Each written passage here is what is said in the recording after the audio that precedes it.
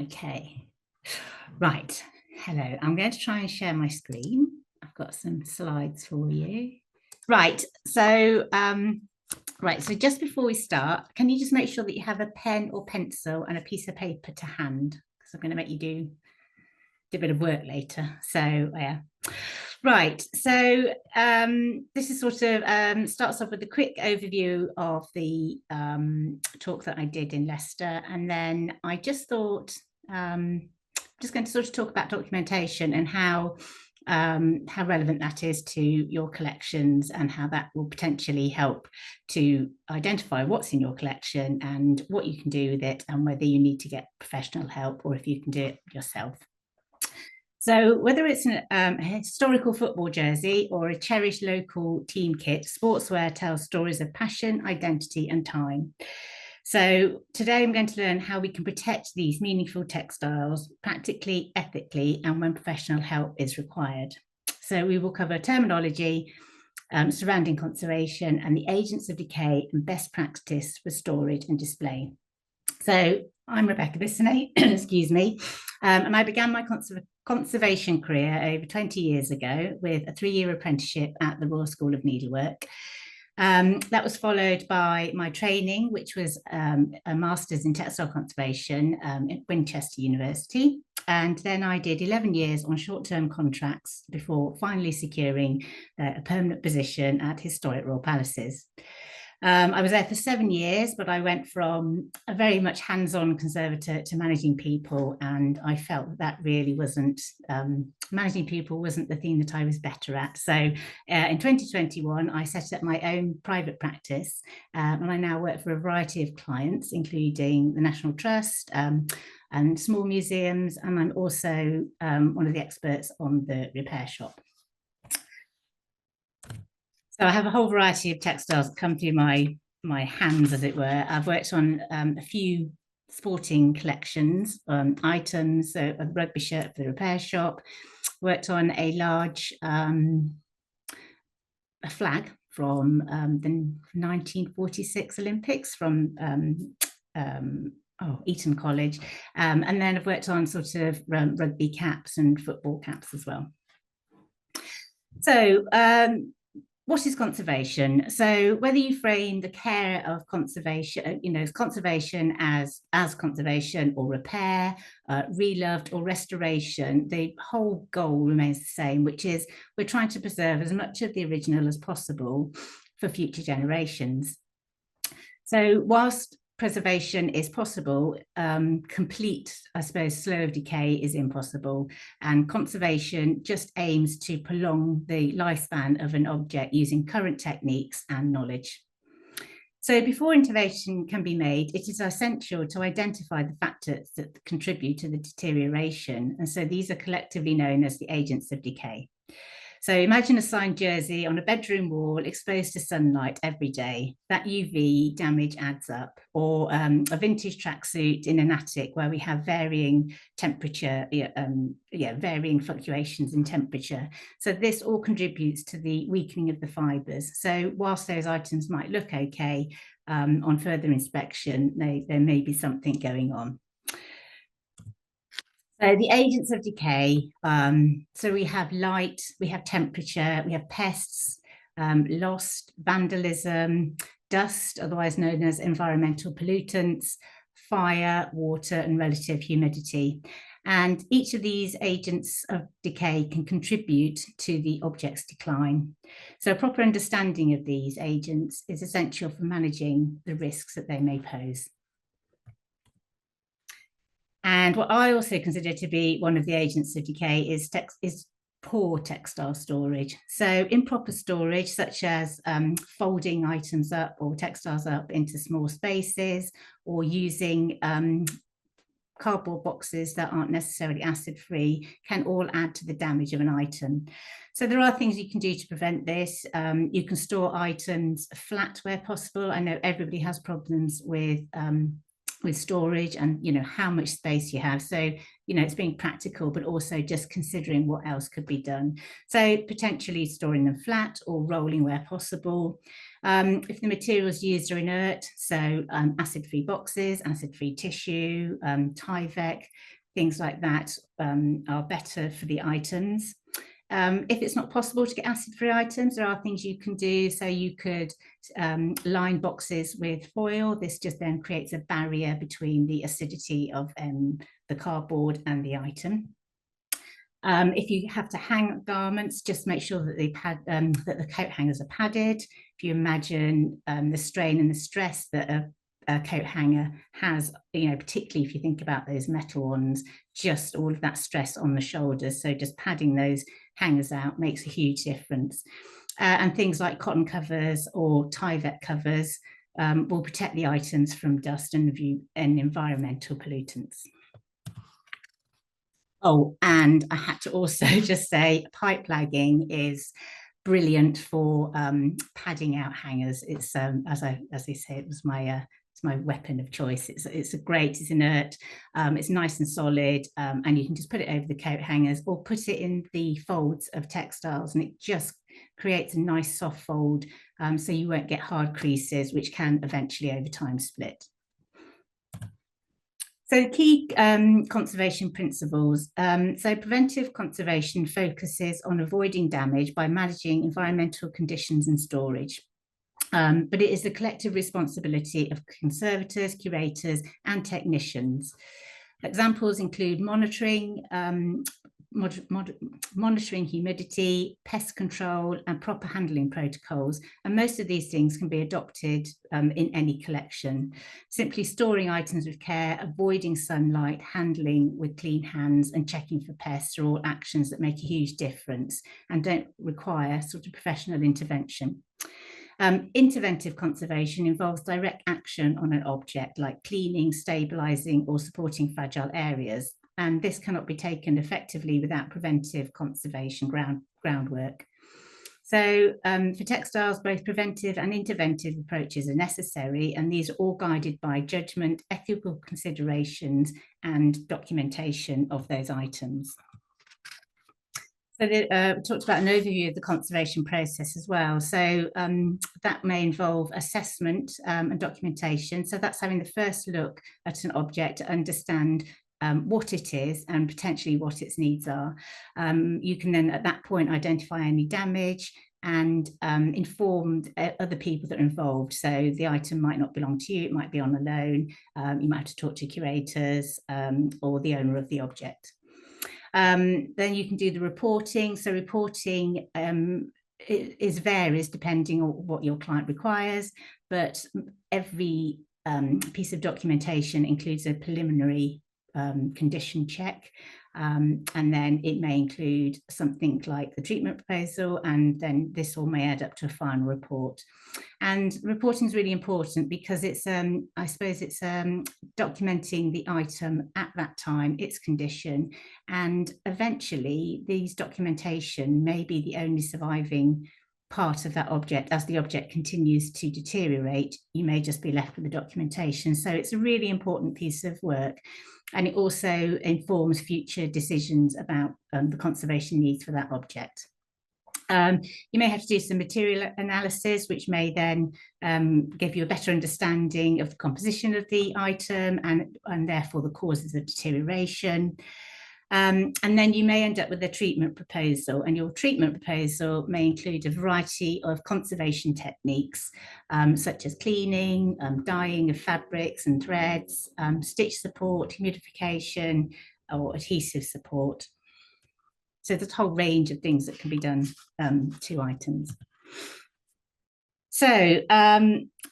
So the care of textiles, this is all sort of based on textiles, the care of textiles. So whether it's a treasured family heirloom or a sports kit, the rest on the principles that balance ethical restraints, informed action, and practical preservation. So while some techniques are textile specific, many like managing light, exposing relative humidity, and pollutant control are universal, so they can apply to any objects in the collection. And conservation is not just for conservators, it's a shared duty for everybody responsible for the objects within our cultural, with the cultural value. So by adopting even small-scale preventive measures and understanding the agents of decay, individuals can meaningfully preserve the materials that hold personal and historical significance.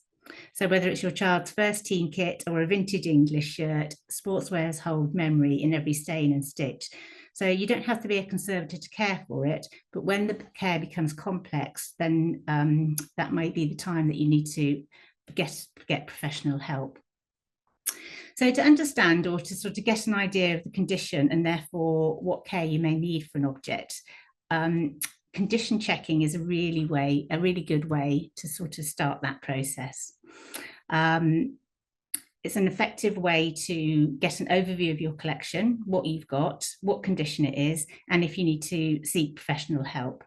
So I was just going to sort of run through condition checking and sort of perhaps highlight the importance of it and how it may be useful within your collections. So conservation reports are an important aspect of conservation work. They're used by conservators to record the condition of an object and to inform treatment proposals. So during the preparation of a report, a conservator will assess an object and its needs and put forward advice on the steps to be taken to ensure the conservation and future well-being. The type of report required will depend largely on the needs of the client. So you need to be very clear what your client needs and that level of information that is required. So for example, if you're going for funding, you may need a very brief overview of your whole collection, whereas if you're looking for particular funding for a particular object, you may need a slightly more detailed report to go with that. Condition reports form part of the preliminary, interim and final reports, and they may be commissioned as a distinctive piece of work to describe the condition of an item from a particular point of time. Condition reports don't make recommendations for treatments. They are an example of that condition of that item. They're also really useful if an item is going out on a loan, because you will have a full report of the condition of that item as it leaves your institution or your organisation, and then when it comes back you can condition check it again, so you can see if it's sustained any damage whilst it's been away, or if it's managed to say it's a shirt that's gone on display for 6 months, if there's any damage you can then make recommendations that actually it's not strong enough to go on display for that length of time. So they're really informative pieces of work. So when conservation work has been completed, you should always ask for a treatment report and written confirmation that the work was carried out as originally specified in the treatment proposal. And then this information, together with the initial condition report, should be kept with the item for ongoing to inform for ongoing conservation. So as owners of these items, it's your responsibility to ensure that this information is all kept together. And it's also available for subsequent owners and for future conservation work. So how to sort of tackle the documentation. So an item's current state can be broken down into 3 categories. With a view to try and get an overview of its whole condition. So you have its condition, its stability, and its treatment priority. And each of the this is a way that I have worked in the past, which I've found really effective, and that's to use these 3 categories, and then they're marked between 1 and 4. 1 is the lowest, so that means that that item is in the best condition, and 4 with a really poor rating. So, for example, you see we have the condition, so 1, 2, 3, 4. So 1 will be little or no damage, 2 minor amount of damage and or loss of the original and added material, or with light discoloration and accretions. And I think if you break things down, because everybody has a particular opinion and everybody's ideas are different, if you've actually got something that's written down, it just makes it easier to identify how bad is that. Somebody may say that a split, oh, that's really, really bad. Somebody else will come along and go, oh, that's okay. So it just sort of tries to make it a bit more even and a bit more balanced. And you can also have something that's in a poor condition, but let's say it's kept, it's never on display, it's kept in storage all the time, it might be really stable. If you have something that's in excellent condition, but it's going on display, its stability might be different. So again, it just gives you a guide of whether you need to actually consider any conservation treatment for that item. So you've got condition, and then you've got stability. So the condition not expected to deteriorate within the next 10 years or the next 5 or 10 years. Again, you're just using your judgment and your experience. And it's, it's quite a difficult thing to judge. Will it deteriorate within the next 5 to 10 years? I mean, things could sit in that category for years and years. They may just, if it's in a storage box and never coming out, it might always just be potentially unstable. So again, it's another good way just to categorize items.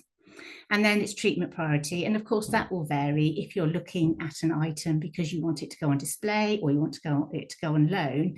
Then it may need treatment for it to be able to do that. If it's going to stay in storage, whilst it may be unstable and in poor condition, it may not need any treatment priority. So if you sort of can categorize all of your items, you will have an overview of the state of your collection and therefore what potentially you may need to do, anything or nothing.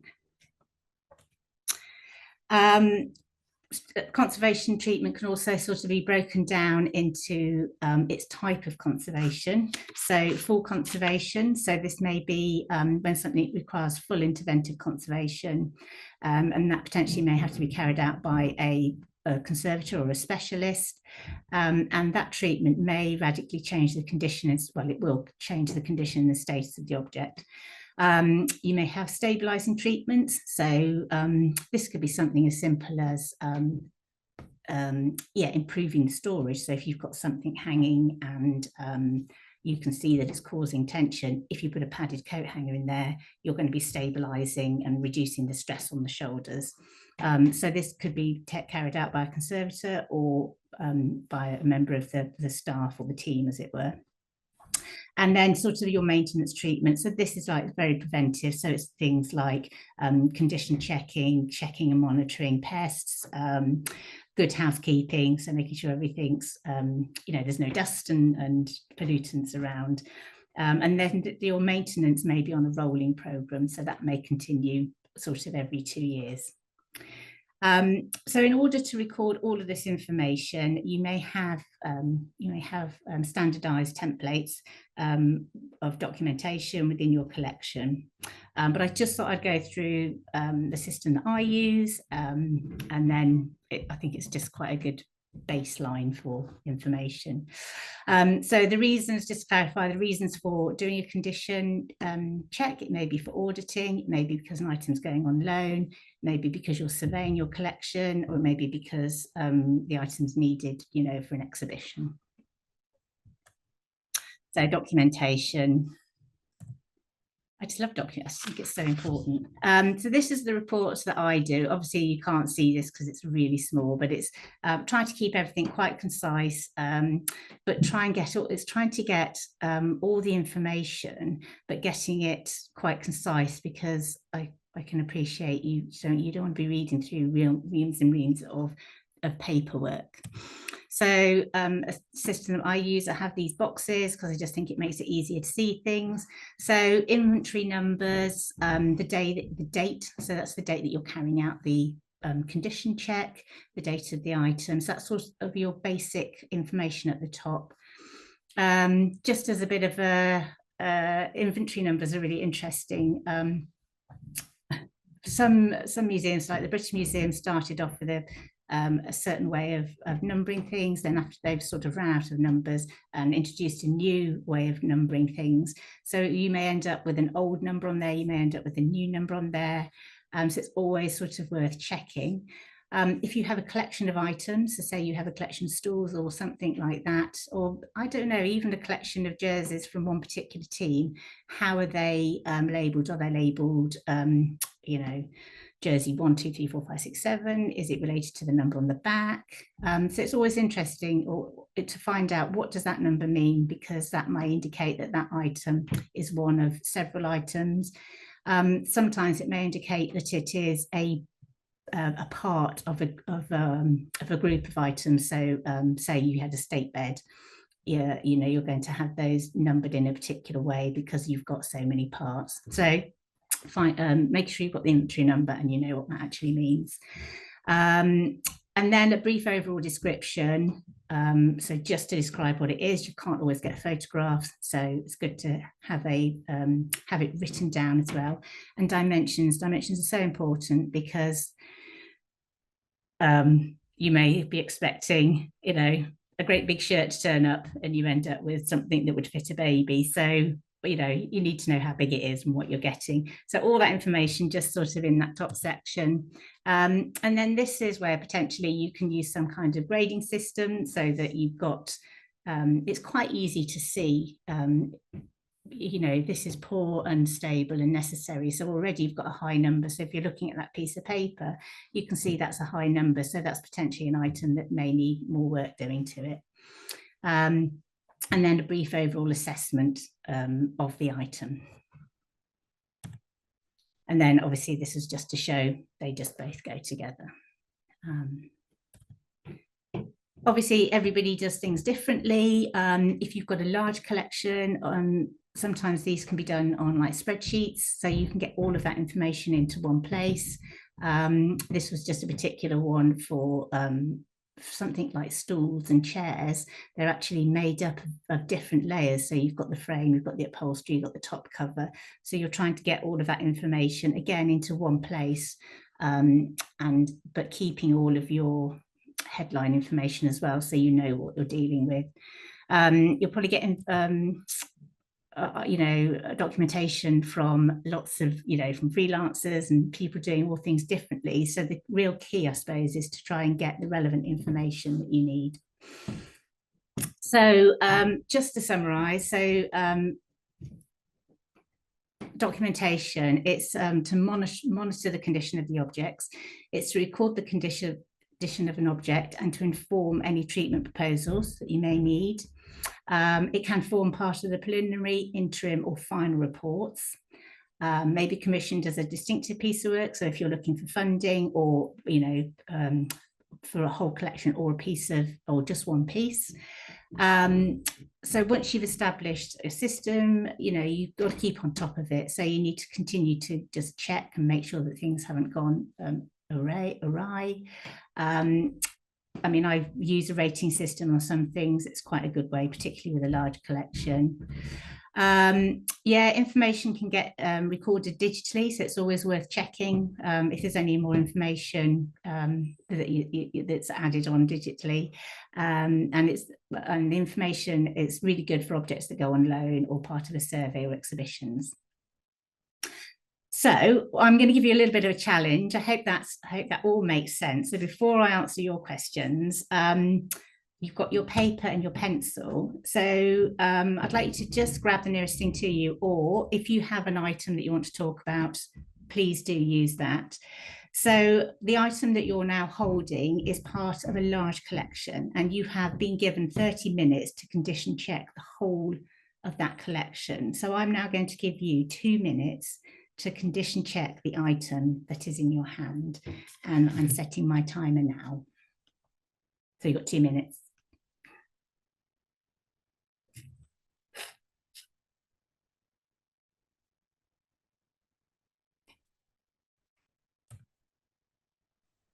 And I can stop sharing my screen whilst everybody's busy condition checking for another. Before you stop sharing, Rebecca, can I be cheeky and ask you to go back to some of your template reports so we can have some hints on what we can use in our condition checking? Perfect. Yeah, so that's quite a good one, and they're just you know, Word documents. Just, yeah, if you've got particular, yeah, titles, I suppose. Yeah. And then sometimes, obviously, for different collections, you need different information, don't you? But do you want the next one as well? If you let me know when you're done, and I can show you the next slide.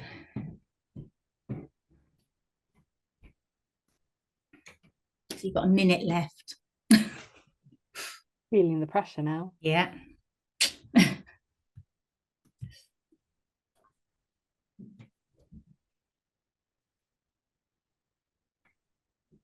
Do you want to click on to the next slide? Yeah. Some other prompts as well. So SOIE, this was from when I worked at Historical Palaces, and it stands for State of the Interior Estate. It took me almost 7 years to remember that.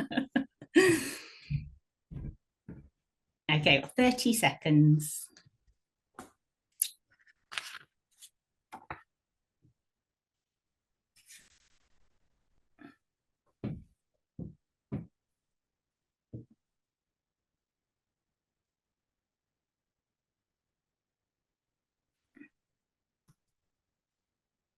Okay, 10, 9, 8.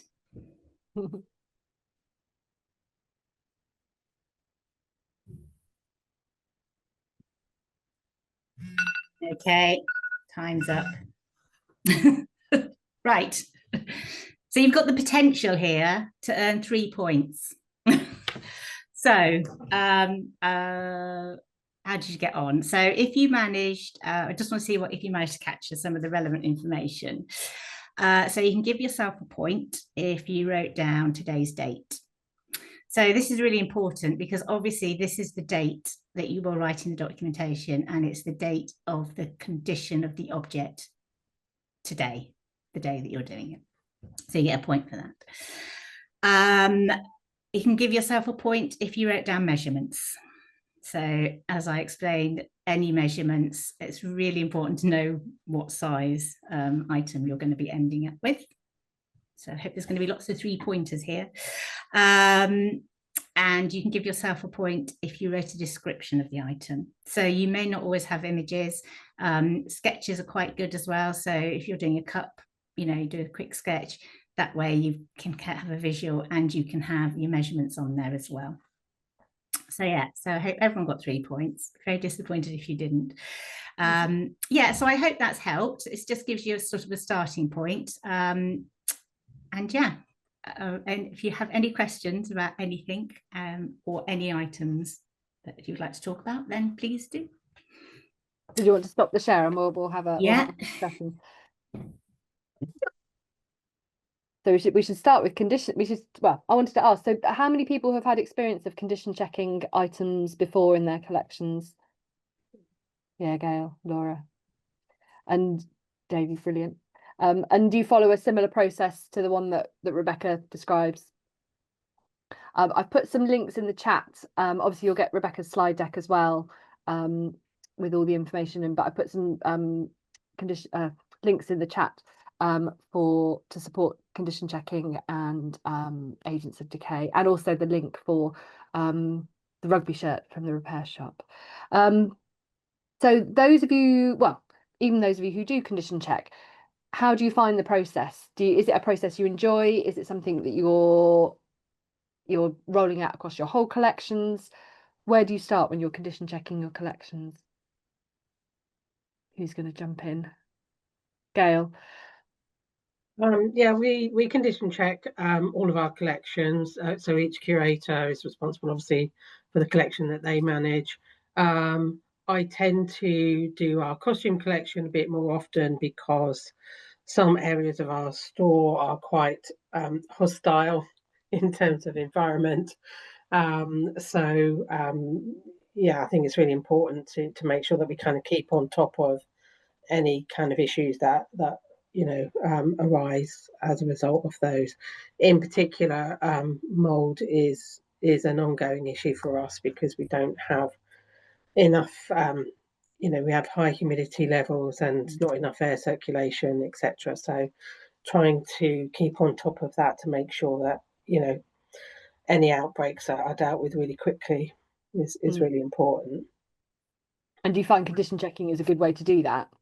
Yeah. So we do kind of spot checks every week. So we'll randomly check a range of items each week, and then I try and do a sort of an annual one on the costume as a whole, but that really depends very much on kind of help from volunteers, because I unfortunately don't get time to spend as much as I'd like on the costume collection. Well, all collection management and collection care is very time consuming, isn't it? You know, it's the nature of it. Does anybody else want to chip in on their condition checking experiences?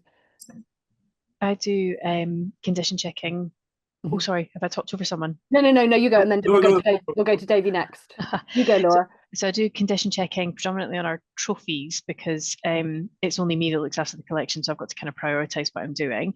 And our trophies are the items that move the most. So if an object is moving, that's when I do the condition check, because then I know exactly how it's, as you were saying, Rebecca, leaving me, and then I can spot anything as it comes back. It's incredibly helpful. And we started doing it on our textiles because we're about to reevaluate the values for insurance purposes. So the condition checks are becoming really useful for that as well. And I'm going to add in your little coding with the numbers. That just makes it so much easier to just go through and tick a box, rather than having to constantly think each time I write up what's the exact wording I'm using. So that I will add in. Thank you. That's okay, good. David, did you want to come in and say something? Yeah, I'm just going to illustrate an object. This is a cap from 1901. So I'm not holding it. We've got in like a hat stand, so I mean, for holding things. So I've not touched with my hands. But originally this was pale blue. Oh. So you can see over time it's faded to this sort of funny colour, right?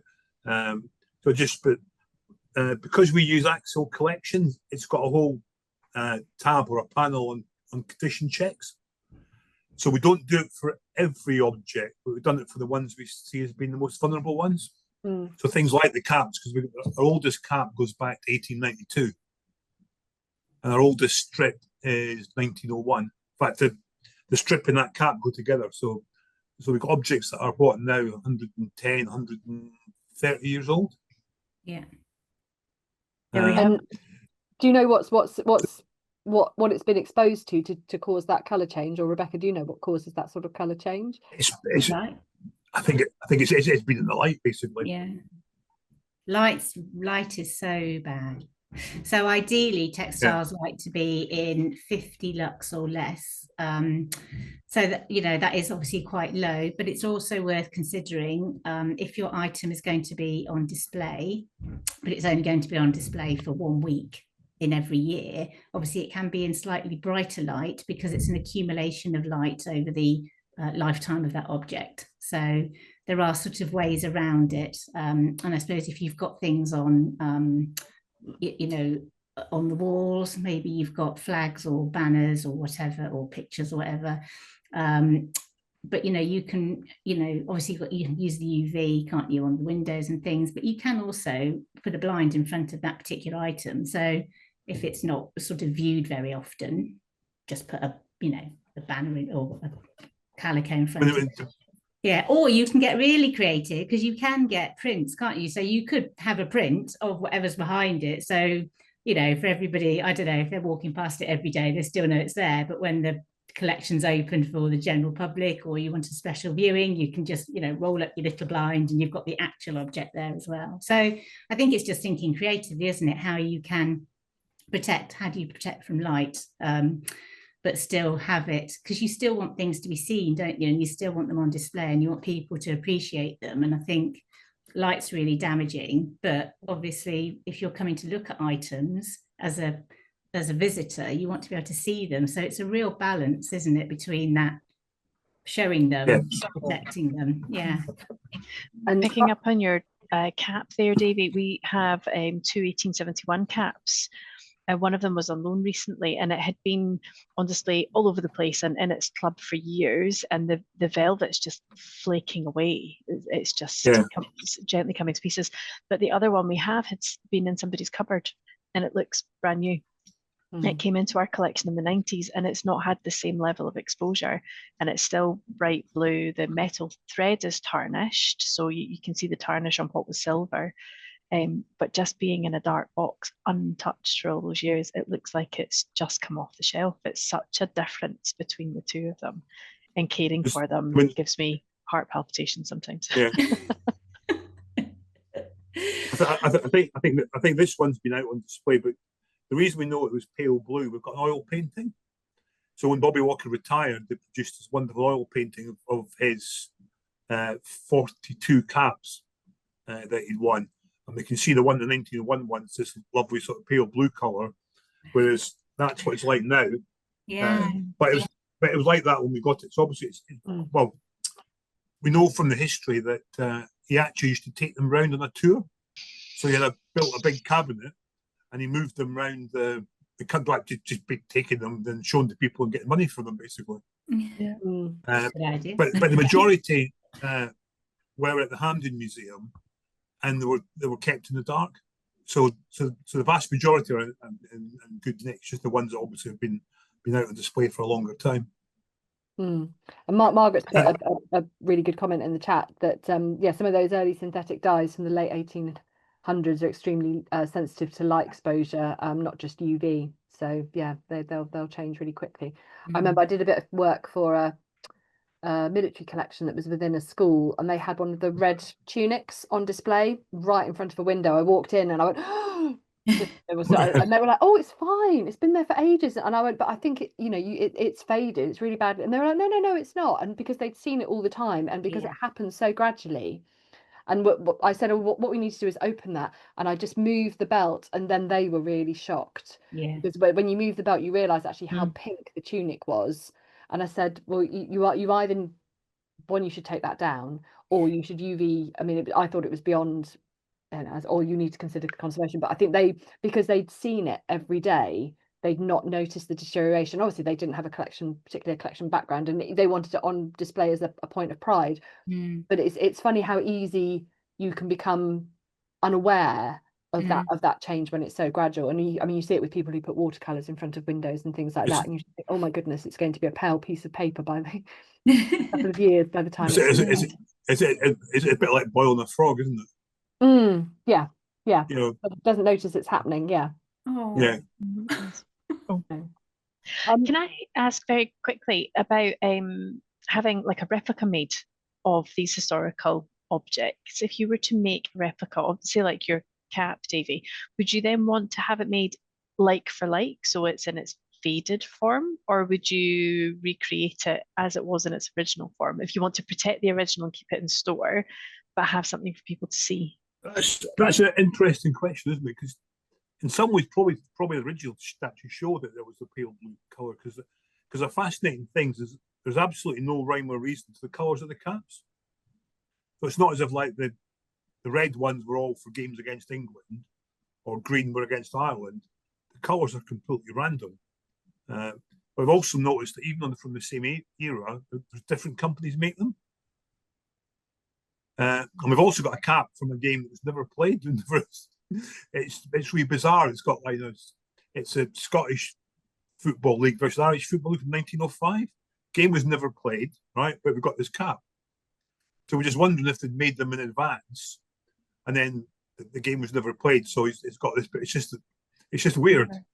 I suppose that's interesting, isn't it? Because if it's how relevant is the colour? It's so you're saying there seems to be no reason. So that's it makes it an interesting story, doesn't it? And a talking point, and being this colour, but I suppose it's quite good for education as well, isn't it? That and maybe you can then say, when people complain that everywhere's so dark, you can say, yeah, but this is the reason, this is the colour that they should have been. Unfortunately, light does this, so it can be used as an educational tool as well, can't it? But yeah. And also, we're still finding things out, because we've got like Bobby Walker was the first sculptor to win 25 caps, and coincidentally the game was played at Tynecastle. But we've also got a Welsh cap from the same game, and we just thought it was probably given us a souvenir because we're playing Wales at Tynecastle. But we subsequently found out that the great Billy Meredith, who is arguably Wales' greatest ever footballer, he actually gave it to Bobby Walker as after the match. Oh. And like Bobby Walker was the greatest Scottish player of that era, and Billy Meredith was the greatest Welsh player of that era, and they were good friends. So some guys wrote a book about Bobby Walker. And they discovered as part of their research that Billy Meredith. So it went from being an unknown Welsh cap to one belonging to, in my opinion, the greatest ever Welsh footballer. See, that's why documentation is so important. Yeah.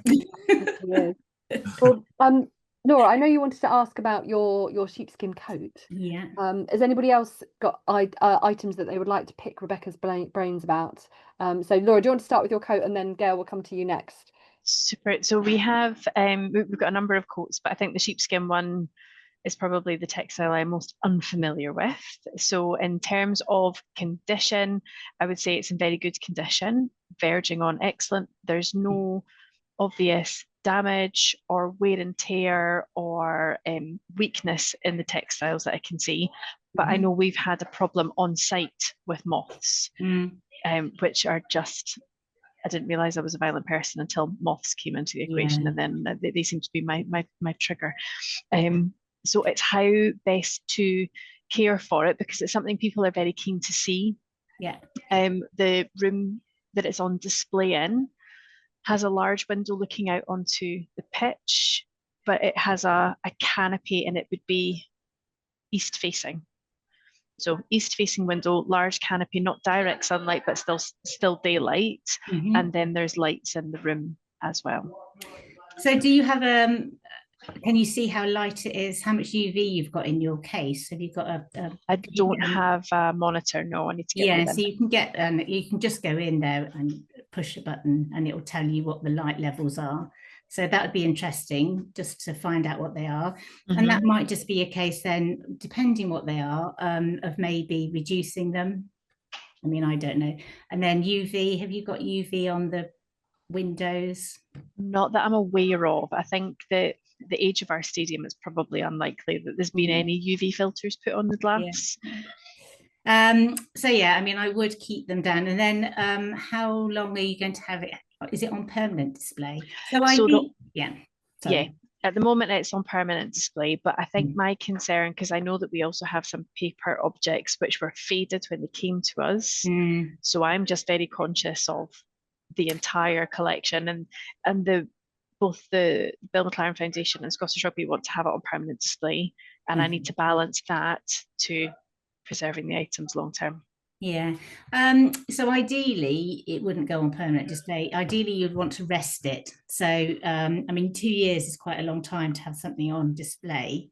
But perhaps if you could put a proposal together or a case together and say, you could, because it's the strain. So if you imagine, if you're just hanging for that length of time, it's the strain as well as the light. So even if you can just rest it for 6 months or something, it just sort of takes the strain away, doesn't it? And it gives it time to rest. It also gives you an opportunity to condition check it, so you can really check it. You can give it a really good, so with the moths, you need to make sure, keep an eye out for them, but also surface cleaning. So if you're surface cleaning, so you could take it off display, surface clean it, make sure everything's all right, gives it time to rest, gives you time to look at it. So that would be what I would recommend. Moths are a problem. So you can, if you do get moths, you can freeze. So you can freeze textiles, or you can also use heat, which used to be thermolignum, and it's changed its name. So if anybody knows what the company is now, because I just can't remember the name of it, but thermolignum.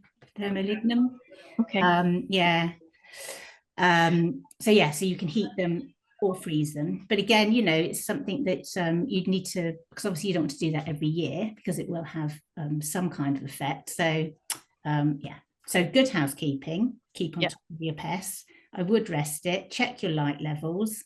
And I suppose, if they want it on permanent display, I mean, there is a good argument, isn't there, to say, okay, so it could be on permanent display for the next 10 years, but then it might deteriorate to a state where it can't ever go on display. Is it perhaps a better option if we rotate it? Is there something else you can Mhm. put in?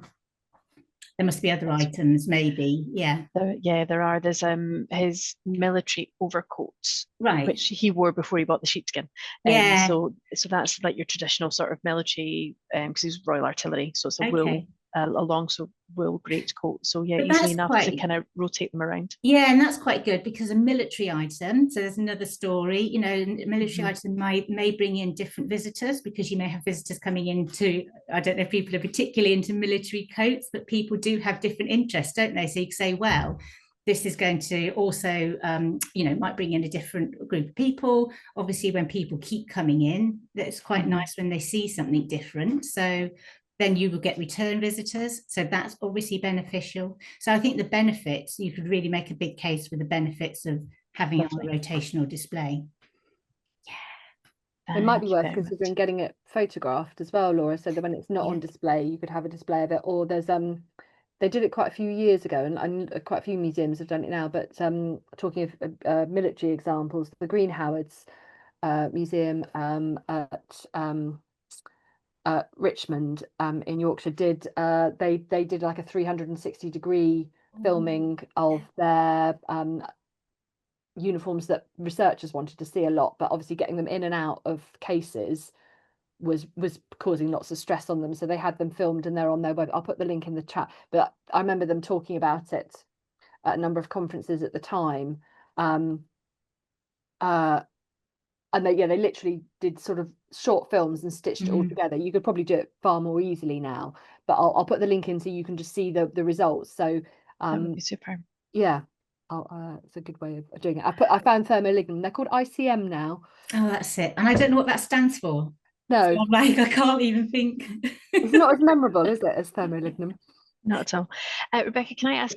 I have used, much to the hilarity of our rugby players, I've used our ice freezer to freeze rugby shirts when I've been worried that there might be a moth risk, and I've just popped them straight in. I think our freezer goes down to about -15. Yeah. Is that going to be cold enough? Well, you need to keep you need to keep them in for a good 3 weeks if it only 3 goes weeks. to that. Yeah. I was doing 2 weeks, checking them and then putting them back in again. Yeah, they So should be fine I then. wasn't very Yeah. sure. And then I Lovely. just always worry about the conduct, you know, when they just bring them up very Gradually, gently. yes. Yeah, I think And then vacuum them after. But once they're out and dry, oh yeah, not dry, but once they're out and defrosted, vacuum them, because obviously, if you've got any dead bodies on there, you need to hoover them all up, get rid of all the debris. Otherwise, you're just putting a nice buffet back in for the next lot of pests. And when we get, you probably know, but we get 2 pest cycles now. I mean, I'm not a preventive or a pest, but we do get 2 cycles of pests. So we get them in the autumn and in the spring now. So yeah. Lovely. Yeah. Thank you. And histrionics is really good. I found them personally very good for pests, because I get the traps from them, and they come with, you know, all the information. Their website's really informative, and all the information comes with, you know, with the traps and everything, and it's just so easy to use. And they're just, I don't know if anybody else uses them, but they're just brilliant. Super. I'm not on commission. I'll put the link in the chat. Yeah, yeah, thank you. Yeah. Gail, did you have a question? Yeah, just a couple of quick ones. Obviously, part of our collection includes things like Formula One outfits, and a variety of other ones linked to motorsport. Yeah. And one of my dilemmas is quite often there's quite a lot of grease and oil stains and those kinds of things on those outfits. And it's really kind of how to deal with that, because obviously that's kind of part of the history of the outfit itself. But also, you know, it potentially creates damage not only to the item itself, but, you know, attracting all kinds of other, you know, unmentionables, and kind of storing, you know, alongside other kind of items. So I just wondered if you had any kind of tips on what to do about it really, or how to create an additional barrier. I mean, obviously we kind of have the standard tissue, that kind of thing. Yeah.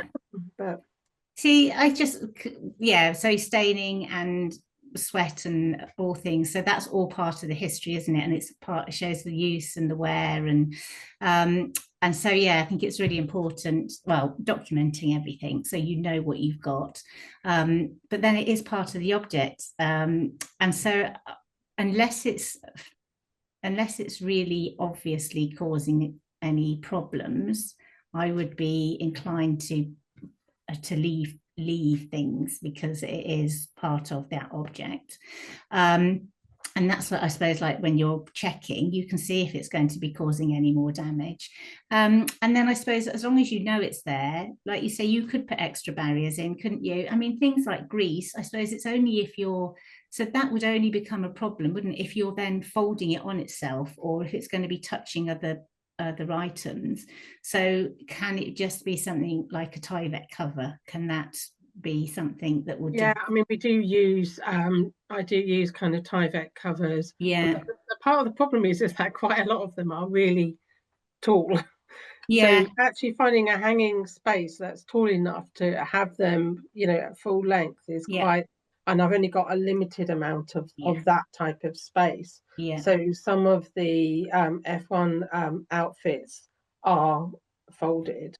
Yeah. And in drawers, because basically I just don't. You don't have the space. Yeah. So I would just make sure, I mean, it's just making sure that so if you're folding it, just make sure that you've got the padding in there. So like I said, that pipe lagging is just great, because it's solid, and you can also get, because that pipe lagging you get in 2 sizes, as it were. But if you go onto the NHS website, you can get plastizote piping, which is quite a bit smaller. Sorry, just 2 seconds. Oh, sorry.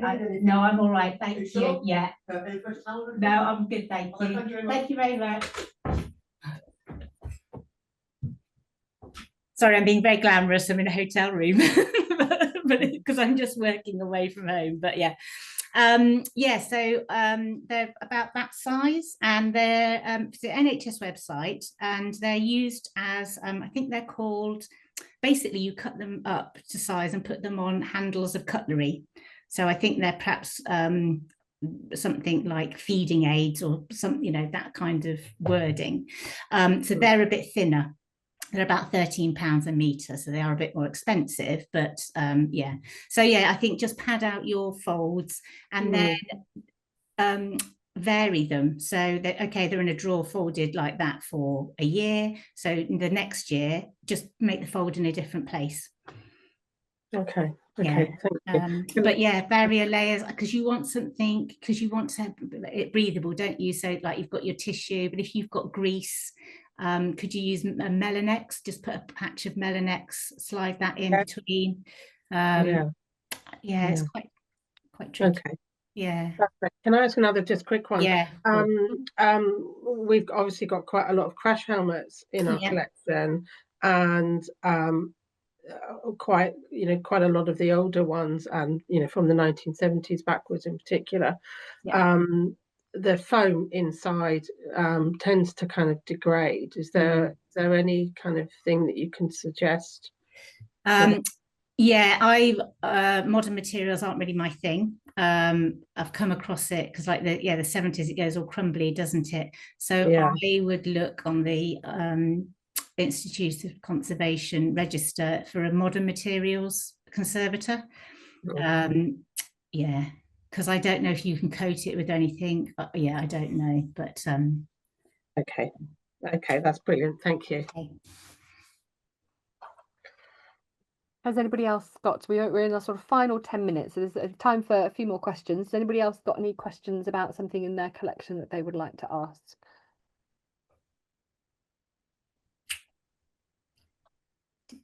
Did anybody get 3 points? That's what I'd like to ask. Yeah, well done. Stars. Sarah, did you get 3 points? Sorry? Did Sarah get 3 points? And Nicole? But I am redoing our condition report form. Okay. Incorporating elements of yours into mine now. Okay. I'll make you feel better and say I didn't either, and I do quite a good condition checking. But I'd just forgotten to write the date down because I was so thinking about the description and the object itself. So Yeah. Okay. Can I ask? I know if nobody else has got a question, can I ask another quick one? Yeah, and we'll go back to Laura. Yes, by all means. Yeah. Just about dry cleaning. Do you have any thoughts on that? Yeah. Well, so it's probably not true. But I always think it's quite drying, as in I think it kind of, because you're using a solvent, I think it does sort of dry out the fibres a bit. I don't really do it very much, to be honest. If you are going to do dry cleaning, I mean, there are things that cannot be wet cleaned and things that need cleaning. So when you say dry cleaning, do you mean the solvents as opposed to, yeah. So if you are going to take things to a dry cleaners, find a really reputable one. So ones that do, like a high-end one. And if you also insist on having the first wash of the day, so the solvents get reused, so they use the same solvent throughout the day. So you want to be the first one in, because obviously you don't want everybody else's solvents in there. Yeah. But you can try, so if you've got items that aren't that can't be cleaned, have you ever tried cosmetic sponges? So obviously you can do surface cleaning, so you're using a low powered vacuum and you're using a brush to lift off that surface soiling. But I don't know, are you thinking of your Formula One? I'm just thinking, no. leather at the moment. We've got a whole range of other kind of work uniforms, like bus drivers' uniforms, those kinds of things. Okay. Find a really good dry cleaners, first wash of the day. Make sure that if you're going to send anything, that everything's secure. So if you've got anything, even a little tiny hole or anything, put net, just get a piece of net and tack it on, because you want to make sure that they don't get any bigger. Make sure your buttons are secure, and if you've got metal buttons, cover them with fabric or something, because again, I don't know quite how they do it. I don't know if it goes in a drum, or I don't know how they do it, but if it's going to be agitating it in any way, you don't want that metal knocking onto all the rest of the textile. So pad and buckles and things, again, you make sure they're padded and wrapped up secure. But I mean, they do use it. The museums use dry cleaners. It's always made me really nervous, and I've kind of steered away from it, really. But it makes me nervous too. Maybe you can take something like, maybe go to a charity shop and get a suit and take it to sort of suss them out. And then you'd get a good idea of their service, I suppose, wouldn't you, as well? So or just find a kind of duplicate one, see if we've got a duplicate low value. But it is good. Okay, thank you. All right. Yeah, Margaret's just put some comments in the chat talking about the solvents used in dry cleaning, perc, which is about to be banned in the US. I think over here they're moving away from perc, because it's so harsh, and if you work in a dry cleaners, I think it's quite toxic. So I think we are moving away from those into something that's there's some sort of hydrocarbon based dry cleaning chemicals. Laura, do you want to get in with our last? Very quickly, it was just a slightly gruesome possible topic. We have got some match worn jerseys, so they're cotton, and they have inevitably got mud on them, but they also in some cases have dried in blood. And is there a contamination risk at all between, I mean, everything gets stored individually anyway, but I'm conscious if we take anything out, if we're condition checking it or putting it on display, and if it is actually going to add to the degradation process of the textile over the years. So it's quite corrosive, I suppose. But I don't know, I mean, like, it's quite hard to remove as well, so it's really good to remove with your own spit. So if you haven't got the person and their spit, Chances are it's going to be quite hard. Yeah, it's a tricky one, isn't it? I find stain removal really interesting topic because it is part of the item, isn't it? It's part of its story. And what happened, yeah. So I mean, I think it has to be a discussion with the curators and the owners, I suppose, because I would potentially be inclined to leave it, and then I'd sort of think, well, then if you then end up with a hole in 50 years, you can deal with that.